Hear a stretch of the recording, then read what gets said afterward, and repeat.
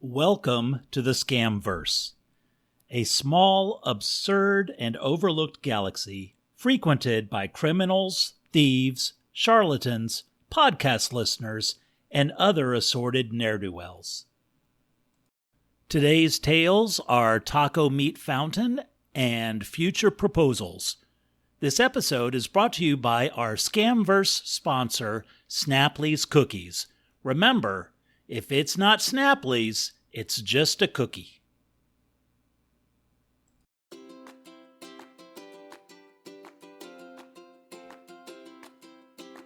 Taco Meat Fountain. I just had the best day, but I'll start at the beginning. My friends Jamie and Carla had invited me to come to their home for dinner on Friday, but I didn't know what to bring. I called them up and asked, and they said, bring anything. Well, they're both vegetarian, and I wondered if vegetarians don't eat meat because they've never had it served to them all classy-like. Like, what if they had classy taco meat in champagne glasses? Would they eat meat then? I also remembered that I designed an awesome champagne fountain for Jamie and Carla's wedding reception. So I had an idea. I would build a fountain to serve classy taco meat in fancy champagne glasses. I had to overcome some technical challenges. First, champagne is a liquid, but taco meat isn't, mostly. Second, champagne fountains are not that big. They can usually sit on top of a table. But to get the torque and force needed to pump taco meat, I had to design a larger gear system. Instead of the smaller pump system in traditional champagne fountains, I built a large gear system and powered it with a small engine borrowed from my neighbor's lawnmower. Note to self, tell neighbor. The final result, Taco Meat Fountain, was impressive in its own right. Standing 5 feet tall, it had a 3-foot-tall square base with a fountain on top. The fountain part looked much like a traditional champagne fountain. Base bottom, middle tier with spouts, and a small bowl on top. Size was the fundamental difference. The bottom basin was 3 feet wide, and the spouts were about 3 inches wide, which allows for variable meat clump size. Lastly, I needed taco meat. Lots of taco meat. My calculation said I would need 5 to 8 gallons of taco meat, but to be safe, I would make extra. So I spent all day Friday cooking taco meat and also spraying my apartment for centipedes, but mostly cooking taco meat. I finished with 17 gallons of glistening, mostly centipede-free taco meat. Next, I had to get it all to Jamie and Carla's house, and I loaded it all in my car, but the fountain took a little disassembly to fit. I hadn't scheduled for that and was now running late. But on the way there, I made friends with 2 guys playing tag with the police. The police were chasing them, so I assumed the police were it. I asked if they needed a ride, and they said, "Sure, just drive." So my new friends, Sticky Fingers Stan and Larceny Larry, came along to help, because friends do that. Jamie and Carla weren't home, but they left a note saying they ran to the store and to go in and make myself at home. My new friends helped me carry everything inside. While I set up Taco Meat Fountain, my new friends toured the house. It is a very nice little house. Jamie and Carla recently bought new white furniture to match the white carpet, and everything was neat and clean. Sticky Finger Stan and Larceny Larry really liked the new plasma TV. Really liked it. Except apparently it was dirty, so they asked to borrow my car to go wash the TV. I thought that was nice of them and gave them my car keys. Because friends do that. Sticky Finger Stan and Larceny Larry carried the plasma TV out and called me an idiot. Those guys. So I finished setting up Taco Meat Fountain and filled it with glistening taco meat, just as my friends Jamie and Carla returned home. "What's that smell?" they demanded merrily. Upon seeing Taco Meat Fountain, they said excited things like, "No, no, no," and "Get that f***ing thing out of here." So I thought, well, it's now or never. A few yanks on the pull cord and Taco Meat Fountain sputtered to life. I handed my friends classy champagne glasses and told them, "You're welcome." They stared at the Taco Meat Fountain in impressed disbelief. "What the f*** is happening?" they cheered. Taco Meat Fountain pumped out the grease first, which gave the fountain a golden, sticky sheen. Then Taco Meat plopped out of the spouts in glistening clumps. "That is disgusting. Seriously, what the f***, they said. I thanked them for their compliments. It took a little while for Taco Meat Fountain to reach full force, as it had to reheat the cycling meat clumps. My friends were curious about it and asked questions like, "Why would you do this?" and "How do you shut this f***ing thing off?" After a few minutes, the meat was piping hot, and the sizzling grease lubricated Taco Meat Fountain, and the meat flow increased dramatically. Next, Taco Meat Fountain did something I hadn't expected. As I mentioned earlier, I made the gears really powerful to compensate for the lack of fluid movement. However, I failed to allow for taco meat becoming slippery when hot. Pretty soon, bits of greasy taco meat flung past the basin and landed on the white carpet. Jamie and Carla waved their arms in impressed horror. I think they screamed, "This is awesome!" But it may have been, "Shut it off!" It was hard to hear because Taco Meat Fountain made a loud grinding noise and the floor shook. Piping hot taco meat overshot the basin a bit more, then a bit more. An enormous boom rattled the windows, and Taco Meat Fountain became shrieking taco meat cannon, firing hot taco meat projectiles everywhere. We ducked and ran for safety.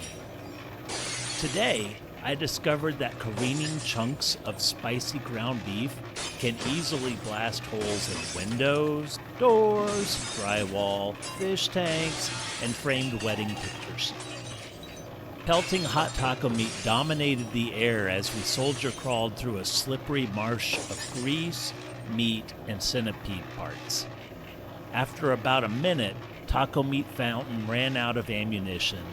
It sat angrily for a while smoking and shaking, then shut down. My friends looked up and surveyed their house, but mostly the front door part of their house. Sticky Finger Stan and Larceny Larry stood there with a freshly washed plasma TV. "Hey, taco meat," they said, and brought the TV inside. Sticky Finger Stan and Larceny Larry set up the plasma TV, and I thought how lucky we were that the plasma TV hadn't been in the house. I told Jamie and Carla that, and they stared at me, which is a lot like smiling.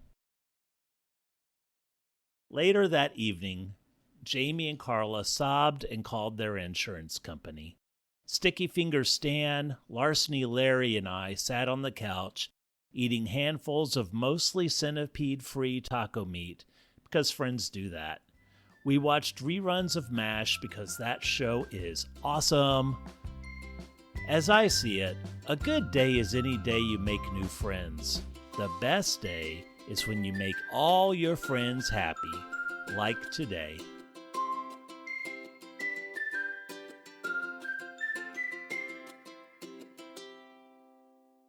And now a word from our sponsor, Snapply's Cookies.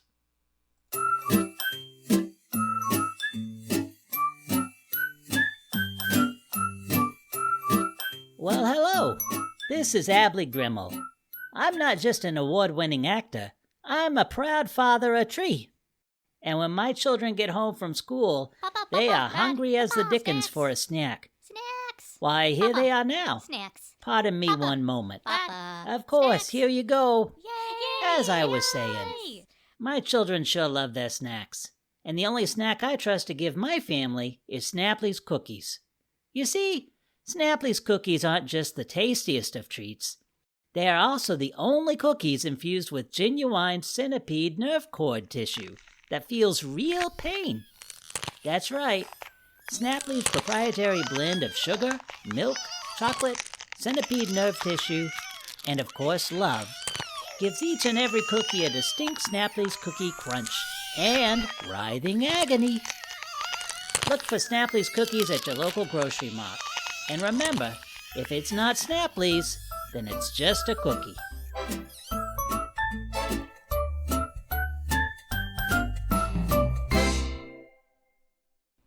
And now back to our podcast.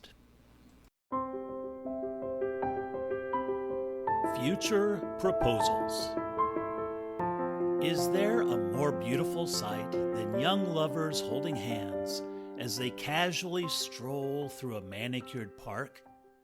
Because that is what young Grace and young Prescott are doing, and oh, what a sight! The weather had been dreadfully hot as of late, but this evening breeze was cool and refreshing. Onlookers, seeing this couple, most definitely would be pleased. They are so lovely. Handsome Prescott, although thin, dressed smartly in suit and tie, for that is often his choice of fashion, and lovely Grace, wearing her pink dress and pearls, for she shan't leave home in anything less. To top it off, the looks of love and adoration for each other clearly shine. The fading sunlight cannot diminish the beautiful glow of their bright future. They stop at an ice cream parlor tucked within the park for such lovely evenings. Prescott loves ice cream ever so much. Dear Grace, although vegan, knows the way to her man's heart is through his stomach. She sighs contently, resting her delicate hand against her delicate cheek, and admires how much ice cream Prescott can pack away and not gain so much weight as a grain. A man's metabolism, it's simply not fair. She smiles over such darn silliness. Continuing their stroll, Prescott straightens and restraightens his tie. Grace, being an astute observer of her man, picks up on these signals. Prescott, darling, is there something troubling you? For you seem not yourself. Is it university? Why, I'm ever so certain they shall accept you into the graduate studies program. No, my love, not that, although I certainly dream of such a program, for as a university professor I can provide for my family. Perhaps nothing so grand as your parents' chateau, but perchance a lovely cottage to raise. Oh, listen to me prattle on. Oh, silly me and my silly dreams. He blushes and straightens his tie. They find a bench and sit down. Why, Prescott, those are not silly dreams at all. I say those dreams are dreams I share with you. They hold hands and stare into each other's loving eyes. Their lovers' trance dissolves with the scream of a young child being pulled along by two men. I don't want to go home. I'm not sleepy. I want to play on slide more. The child's father gives a loud sigh as his shoulders slump. Should we just let him play some more? Maybe he'll tire out and be easier to get to bed tonight. The other father quickly replies, No way. We told him 5 more minutes, then he got another 5 minutes. He has to learn there are boundaries and to respect authority. He picks up the wailing child and marches off, all the while lecturing the child about boundaries and respect and not getting into a good college if you keep acting like this. Tisks Grace. Raising children is natural. People have been doing it since they were people. Simply let the little darlings do whatever they want, whenever they want, and they will figure out what's right. I've raised Mr. Proper Paws, and how much harder is a child? Mr. Proper Paws is, though, a cat. I'm only saying, darling. Prescott smiles his handsome smile. Oh, you are a scamp, Professor Connor. Prescott blushes and studies the bench. Darling, do you remember this bench? Of course. This is where we had our first kiss. On our first date. Oh, boy. Are you okay, Prescott? You don't seem yourself. Oh, gosh, I guess I'm rather nervous. Nervous? Whatever for? Because, my love, I have something to ask. Something so darn important. Grace's eyes widen as Prescott kneels down on one knee in front of her. Grace, will you... A bright light suddenly flashes, and an old woman smoking a cigarette appears. She yells out, No, Grace, don't! The young lovers look at this crazed old swamp witch. She snuffs out her cigarette with fur-covered high heels and lights another. Her face is leathered, hollowed and wrinkled, with a commendable but unsettling attempt at bright green eyeshadow and yellow lipstick. She's wearing hot pink tights and a t-shirt that reads, If you stop licking, I start kicking. Who are you? I'm you, Grace, from the future. I've come back to tell you not to marry this limp. I beg your pardon, says Prescott. But I love him, declares Grace.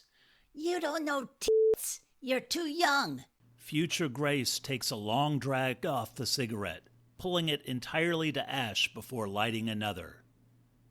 Why wouldn't I marry him? Asks young Grace. Because he's a crook and a liar and a... What? Young Prescott interjects. I am not. I shall never lie to Grace. I shan't. Good lady, look what you have done. You've made my nostrils flare. Future Grace saunters over to young Prescott. Her breath smells of stale tobacco, gin, and tapeworms. Maybe not now, but give it time, Sonny. Another bright light suddenly flashes, and an old man appears. He's bald except for a tattooed comb-over. The man is severely obese and wears an unbuttoned Hawaiian shirt and oily sweatpants. He waddles over madly, waving his arms, like a pudgy barbarian brandishing two large hams. Stop! Get away from him, you time-traveling harpy! What? I'm future you, Prescott, here to protect you from this gin-soaked blocker. She came back because we had an argument, and now she's pissed. And she built a time machine. I built it to get away from you, limp. You... A burst of light appears again, and a 9-year-old girl stands there, face scrunching in rage. Are you deaf, old man? I said I want ice cream for breakfast. She points to the young couple. Who the are these Future Grace glares at Future Prescott. You! I told you to stay and watch Sarah. Can't you do anything right? Young Grace asks. Who's she? Future Grace gives a condescending glare. Your daughter, idiot. The only thing Prescott is capable of is getting us knocked up. Future Prescott waddles over to Future Grace. Hey, not true at all. The way I see it, I provided well for my family. At this, young Prescott jumps up and down. I did it! I get into the graduate program and become a university professor. Huzzah! Future Prescott rubs his neck. Yeah, about that. Oh, we didn't get in, kid, but it's not all bad. It gave us plenty of time to innovate and become, entrepreneurs. Hey, it's true, and don't give me that hoity-toity look. You're just as much a part of this business. Young Grace chimes in. Well, a family business. She looks to young Prescott and cautiously smiles. Why, there's nothing wrong with running our own business. I think that sounds rather exciting. I wonder what business it is. Consulting? Restaurateurs? Haberdashers? Her eyes widen and sparkle. A vegan ice cream shop? Prescott joins in. Or a cute boutique. That is ever so wonderful. Future Prescott nips it in the bud. We don't sell directly to the public. Our clientele prefers discreet transactions. No cops. Seeing the blank look on the young couple's face, Future Grace steps in. Smugglers. We become smugglers. I see. Well, what do Pelts. Specifically, kitten pelts. Young vegan Grace runs to the bushes and spews vomit, while Future Prescott wags a stubby finger. Hey, Missy, don't judge.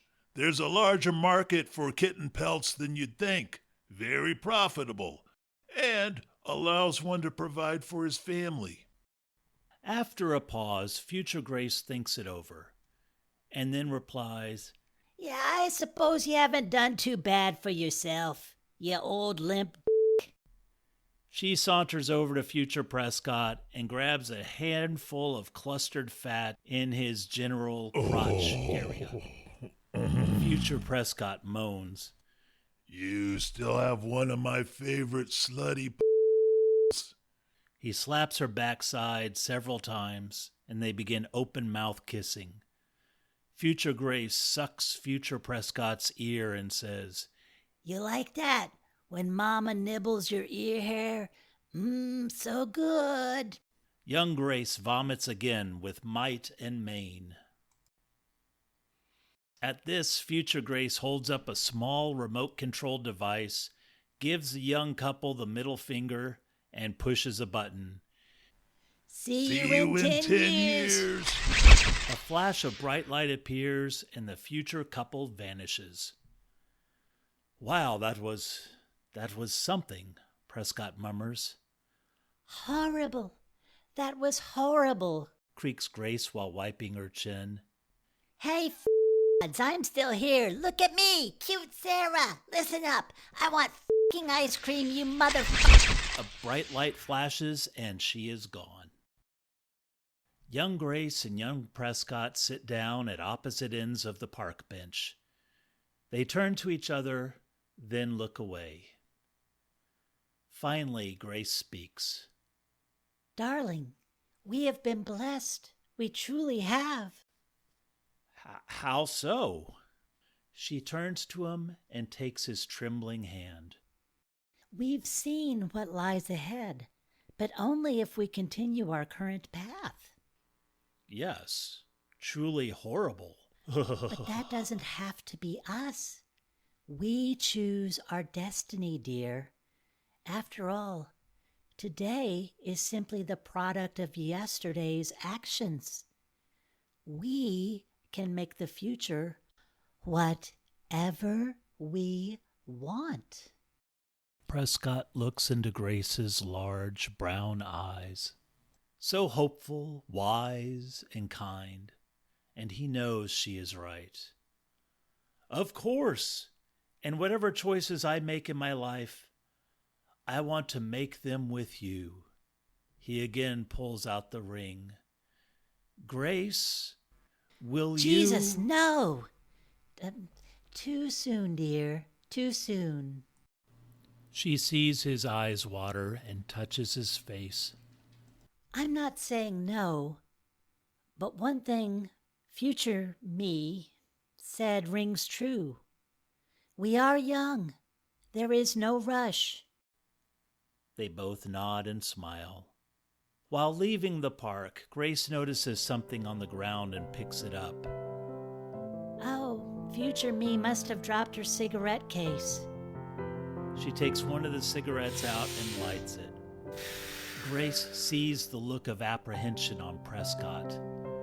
Relax. It's been a long evening. I'll quit tomorrow. Sounds good, replies Prescott. Oh, let's stop by the grocery store. I'm hungry for ice cream. Grace looks at him and furrows her brow. Relax, I'll eat a salad tomorrow. They walk out of the park, hand in hand, into their future. Thank you so much for listening. If you enjoyed this episode, please like and subscribe. By joining the Scamverse community, you help put the us in morally ambiguous. Thank you to Scotchy Scotty for additional voice performances, outro music by Cullah, sound effects by Pixabay. Music used for background is by artists listed in the show notes. Until next time, keep your eyes on the stars and your hands on your wallets.